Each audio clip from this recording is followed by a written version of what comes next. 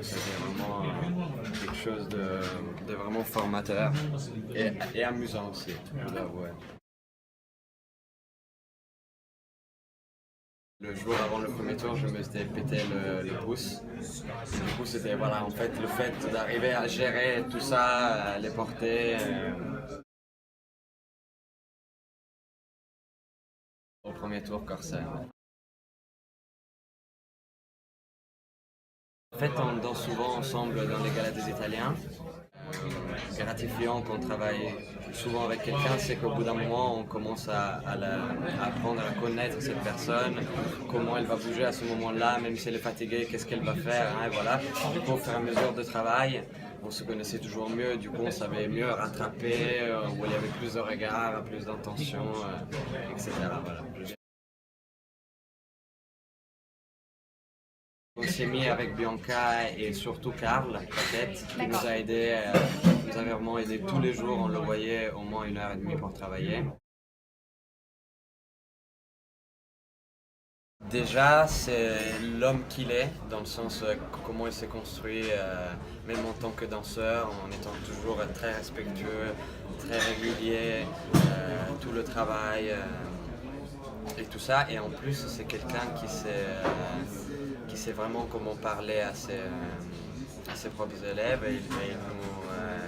En fait, il n'a jamais eu de conflit entre nous, même quand on était fatigué et tout ça. Il arrivait toujours avec une bonne humeur, il mettait toujours de la bonne ambiance.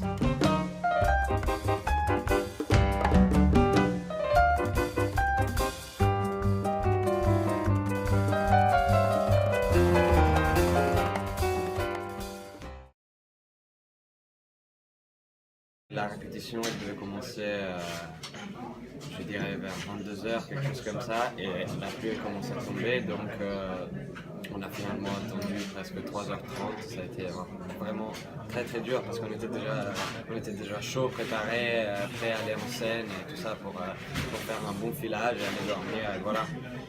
Et en fait, ça s'est pas du tout passé comme ça. Du coup, on s'est vraiment reposé pendant les 3 heures, mais c'était quand même dur parce qu'on se disait, ah, peut-être on va recommencer maintenant. Non, en fait, non. On se réchauffait un petit peu. Et voilà. Et du coup, c'est dans ce moment-là où je me suis beaucoup servi justement de la préparation mentale avec Peggy. Je dois avouer qu'on a eu beaucoup de chance parce que comme Bianca, elle participait en junior, on passait dans la première partie parce qu'en fait ça marche avec les numéros. Et elle était numéro 11 et moi j'étais 129 je crois. Et du coup on prenait son numéro pour les répètes et pas le mien. Du coup on passait toujours par les premiers et on a eu beaucoup de chance, on n'a pas répété à des horaires d'horreur.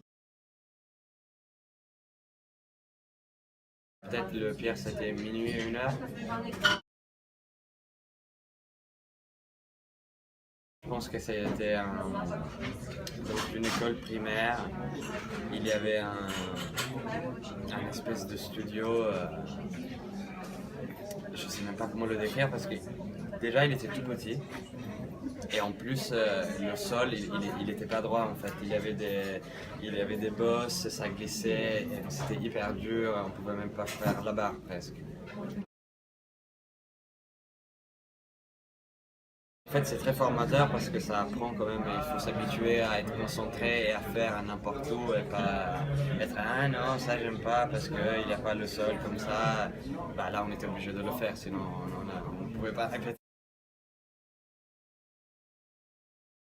Elle avait des petits allées, des petits passages, c'était vraiment mignon. Ouais. Du coup, ça donnait un côté un peu plus intime. Il n'y avait pas du tout de, on va dire, de concurrence un peu en mode ah oui, regarde celui-là, je vais lui faire. Non, non, tout le monde était très gentil. Voilà. Tout le monde est un peu concentré dans son 1, mais c'est vrai qu'ils étaient quand même curieux de savoir comment ça se passait, comment ça marchait à l'opéra, et voilà, etc. Oui, ils étaient toujours un peu ah waouh, l'opéra, ah, vous venez de l'opéra, ouais. Voilà, un peu comme ça. Les progrès que je fais en pas 2 pendant 6 mois de travail, c'était quand même assez énorme parce que voilà, on n'a pas toujours l'occasion de travailler vraiment spécifiquement sur la technique du pas de 2 pendant autant de temps et en classique et en contemporain.